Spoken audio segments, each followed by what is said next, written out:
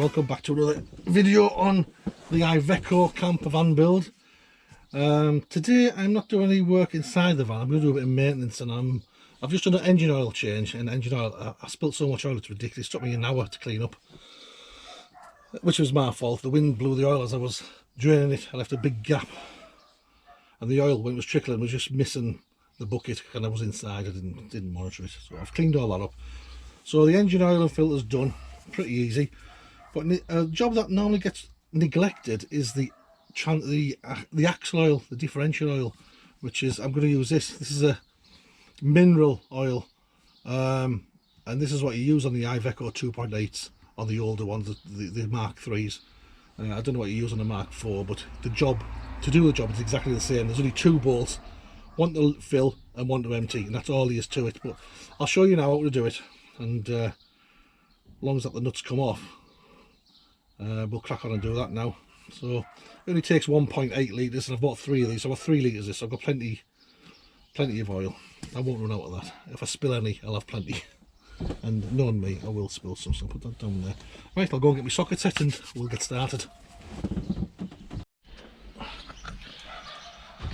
Before I get started on doing that axle oil change, I'll just quickly show you what I've been messing about with. I just fitted a carpet, probably temporary because I don't really want carpet down, but that's just to make it a bit more cosy when I'm working in here and coming out here to chill out. I come out in the van to chill out sometimes.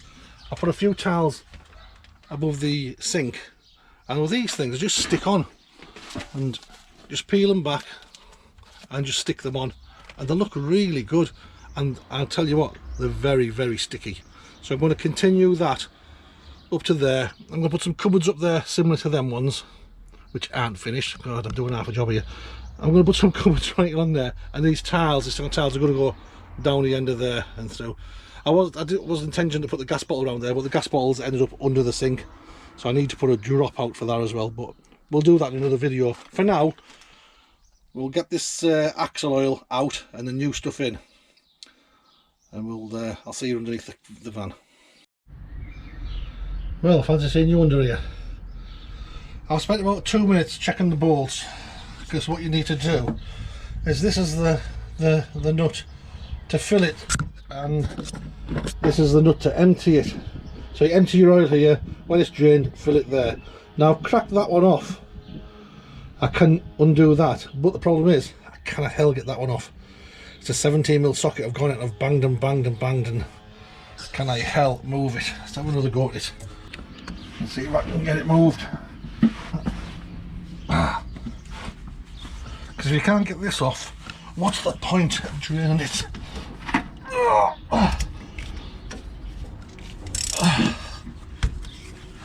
No, I can't move it. I can't get the leverage, to be honest with you.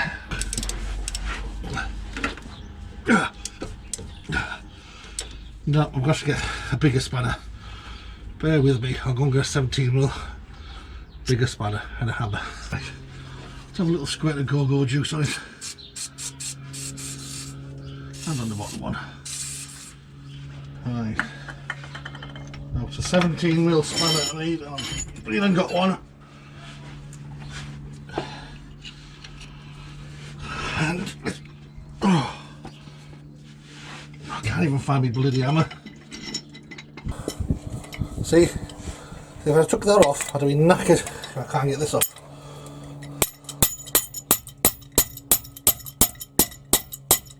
That moved, I'm sure it moved. See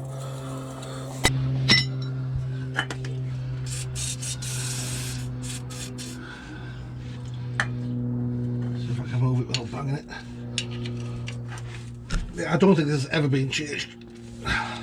It's got 72,000 on the clock, and I suspect, because I've got no history with this, I assume that's not being done.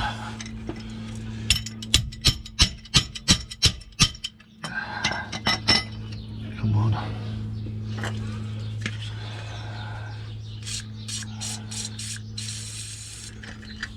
I thought so, this is running out. It is. Oh, got it. Squirt that one, it runs down into that one. like that, save on the oil. There we go. I'll make sure I can get it all the way out. There we go, it's turning. That's it. Right, now I'm confident that we can refill it. I can now empty it. Good little hammer that. Right, all we need now is a bowl to catch it. There should only be 1.8 litres in this according to the manual. Oh, that's a tight one.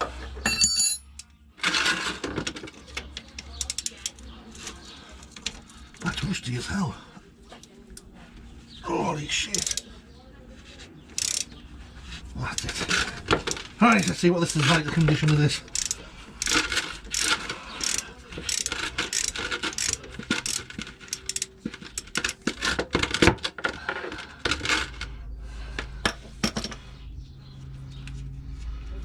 There we go. That doesn't look too bad really. There's a little bit of metal in there, the magnet. Yeah, not a lot. Considering it's got 70,000, there's very little. So, it's not a bad thing. We'll let that drain. If I pull this out, it might drain a little faster. And once that's empty, I'll show how to fill it up. Oh, sugar. We'll fish that out. There we go. The oil doesn't look too bad. Right. This is a drip off my freaking fingers. No, that's really bad. That's lumpy, that. That's bad. That's never been changed. Look at that. That's terrible. That is awful. That's never been changed into life. I'm glad I'm doing it now. Well, we'll let that drain for a good half hour. Really, I should have warmed the van up and it might have drained a bit faster or better, but just give it some time while I go and get cleaned up.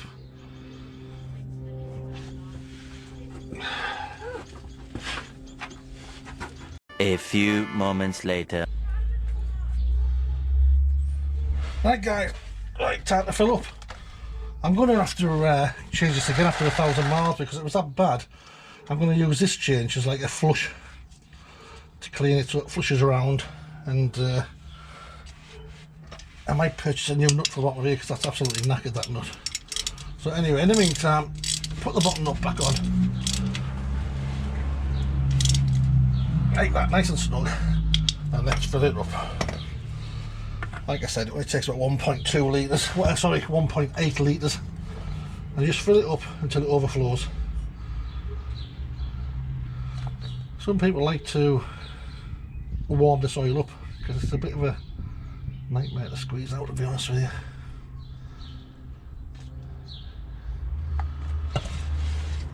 Well, I didn't think it was that bad to squeeze. It really is hard to squeeze out. Good grief.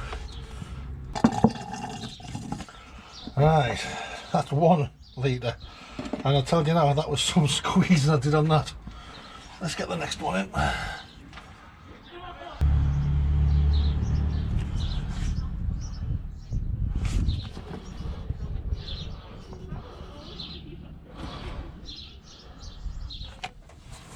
Right guys, I must have been wrong.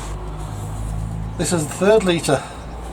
Supposed to take 1.8 litres, and this is only left in the bottom of the bottles, like I said, but it can't be far away. It can't be far away.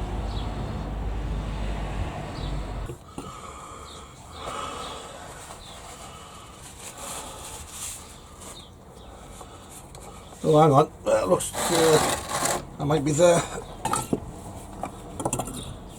Right, folks. It's coming out. It's full. When it does that, you're full. Get your screw in, screw it up, clean up, and that's all there is to it. Now what I'm going to do, because the oil was that bad, I'm going to change it again in about 500 miles. Let that swill about, do its stuff, and drain it off again, because it'll give it a good clean inside, give it a good flush. Because I might have mixed that with a cup full of the dirty oil if it never all came out. Clean it up, and there we go. A full differential oil change. If there's any mechanics watching, don't laugh at me. I'm just a DIYer, okay? Having a go at things.